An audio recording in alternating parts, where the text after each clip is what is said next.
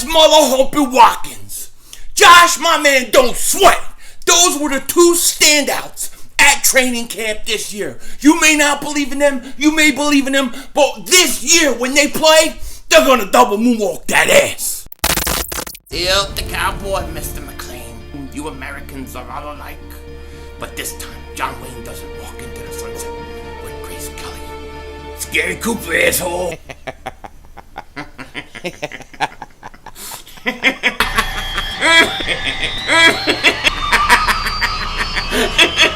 Oh, Dingbat! Oh, shit! Oh, shit! That was crazy! Happy trails, Hans. Dallas still stinks. You're my doing, King Dingbat here, and I gotta tell you why. I really think the Eagles are better than a lot of people are saying. You know, and I just gotta come out and say it because I read the comments. I haven't had a chance to answer all today's comments, but I will. I'll get to them. And all I hear is, hey, the Eagles practice really good, but they got killed during preseason. Why did they get killed during preseason but practice real good? Well, it's simple. They practiced so good, they didn't play the starters during the preseason game. If you remember week 1 of the preseason, first half, they looked great. They looked good. They were beating Pittsburgh, put their backups in, they got beat. Then they played their backups the preseason week 2 game, they got destroyed. Now, here's the problem with the Eagles. It's obviously depth. They don't have a lot of depth on this team. So if we have a lot of significant injuries, yes, we're going to have a problem. No doubt about it. Okay, no doubt about it.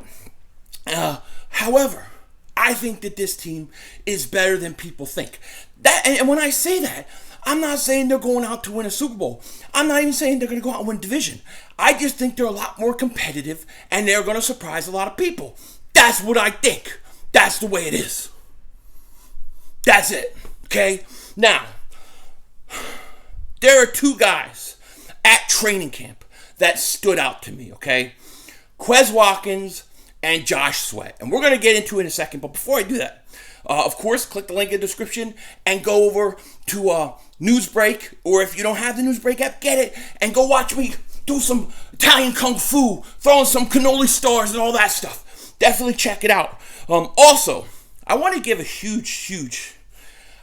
very huge shout out to Black Carter Printing and Design, because they sent me 2 shirts.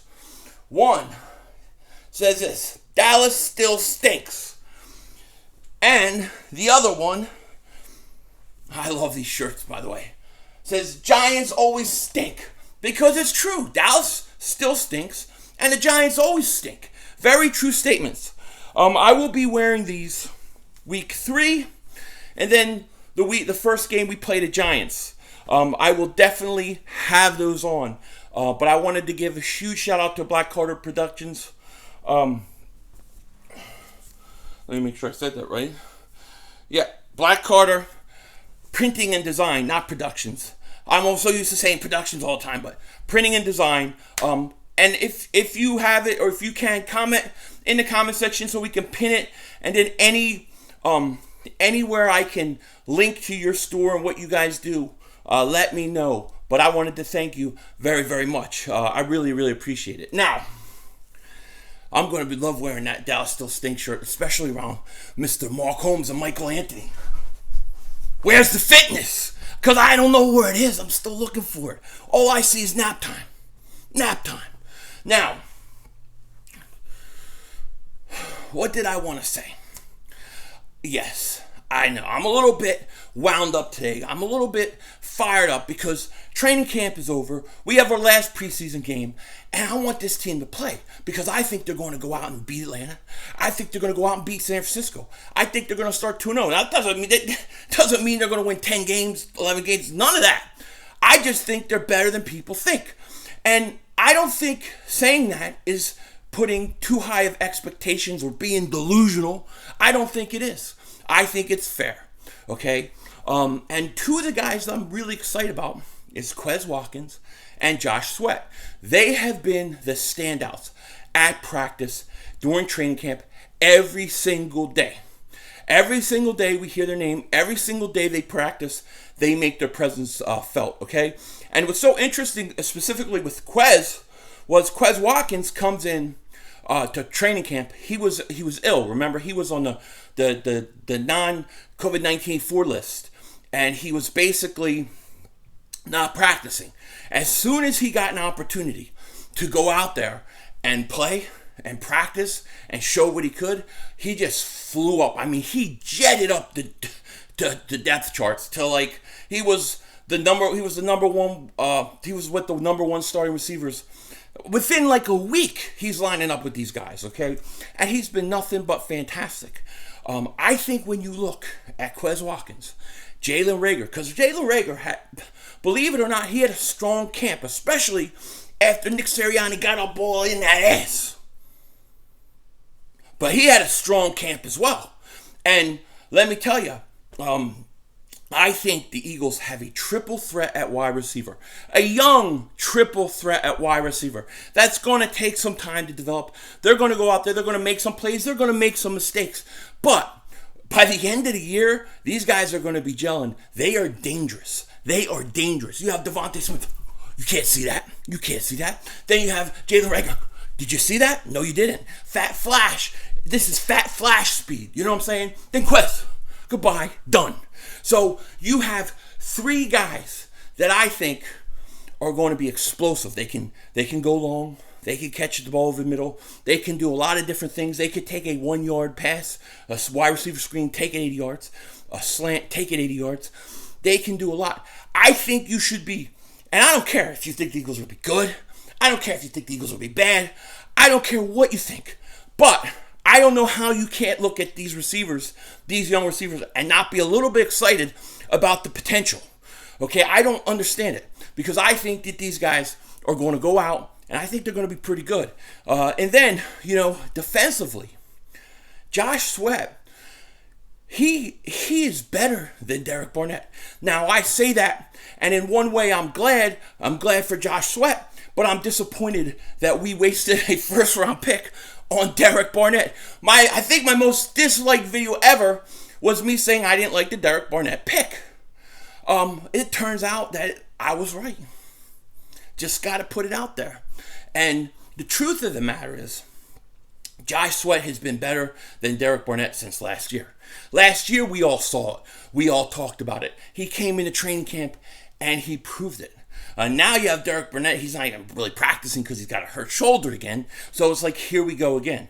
So now, now we're even hearing, well, will Derek Barnett be traded? Will he get traded? I don't know. But I think Josh Sweat is also primed for a great season. I think if he can get the majority of the reps at defensive end this year, I think the potential for him to go 10 plus sacks is a real possibility. I think that's a real possibility to get that out of him.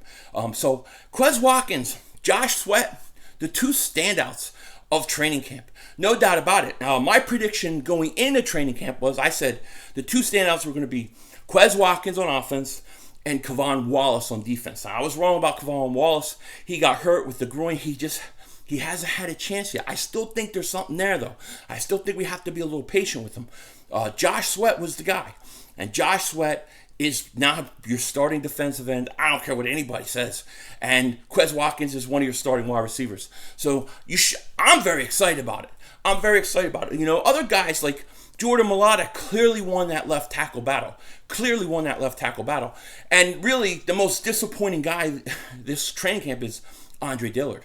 Andre Dillard pretty much got beat every day. Every day we heard about him getting pushed back, getting thrown on the ground, getting beat here, getting beat there, getting beat everywhere. He stinks. That's what it looks like. Now, I can't give up on the guy because he's a first-round pick only going his third year, but he's going to start out as the backup to Jordan Mailata, and hopefully that means he doesn't play. I will say, I still think you should try to ship him if possible. If you could do it, you do it, mother humpers. You do it, okay? The other thing when we speak about trades is Zach Ertz. Now, a lot of people don't like this. They don't like it, and I know why they don't like it. It's very hard to want to let an Eagle great go. It is very hard to want to see them in another uniform. It bothers me. It makes me a little sick in my stomach to think about it too. However, I'm a bit older than a lot of people, and I watched Reggie Mother Humping White go to Green Bay, and now I have to hear the crap about how Reggie White is a Green Bay Packer and not an Eagle. He's an Eagle. He's an Eagle, played more years in the Eagles. He had more sacks with the Eagles. He's an Eagle. But because they won a Super Bowl, oh, he's a Packer. He's a Packer. Oh, it drives me nuts. That devastated me. Randall leaves. Devastation. Seth Jordan leaves. Devastation. Clyde Simmons. Devastation. Brian Dawkins goes to Denver. Devastation. So I'm a little bit scarred when it comes to this. I've been able to get to the point now where when the time comes to let somebody go, just do it. I'm already jaded. That's how I see it. So you have a situation where you have the New Orleans. I'm a little fired up. I know I'm a little rowdy today, but it's like preseason's almost over. We don't have a game tomorrow. I want the Eagles to start their starters and go out and just devastate this team and shut everybody up. But we got to wait till week 1 probably. But I'm just ready. I'm in football mode. Put a helmet on me. Get that cannoli eating coach. Get that gabagool hunter. Put a helmet on me. I'll run through that wall right now. I don't care. I'm ready for football. I hope the Eagles are too. I hope Nick Sirianni is too. I hope you are too. I think they're going to be better than people think. What does that mean? That doesn't mean they're going to win a Super Bowl. Doesn't mean they're going to be deep in the playoffs. It may not even mean they're going to win a division. But I think they're going to be a lot more competitive than people are giving them credit for. And I can't wait for them to go out and prove it. Now, speaking of Ertz, because I'm getting off topic here. Zach Ertz, he is going to be basically your backup tight end, most likely, right? They still got to work out an extension with Dallas Goedert. And I think if you get the right situation, you got to move him. Whether it's before week 1 or whether it's by the trade deadline, do it. You do it because you're building for the future, okay? A lot of what this year is getting ready and retooling for the future and seeing what you have. I think if you can get a good pick, like a 4th round pick for Zach Ertz, you trade him. And the New Orleans Saints may be that team. They may be the team to do it. Because why? They lost both their tight ends. They have a tight end situation right now. And they may be the perfect team to go out and give a 4th, to go and get him. And so we got to keep an eye on that. I kind of hope. I think there could be something there. We got to watch. We'll see. And if I was the Buffalo Bills, I'd have jumped on it a long time ago. But who the hell am I? I'm just an Eagle fan who thinks my team is going to be better than everybody else does. But with that said, take care. Talk to you later, of course. Don't be a dingbat.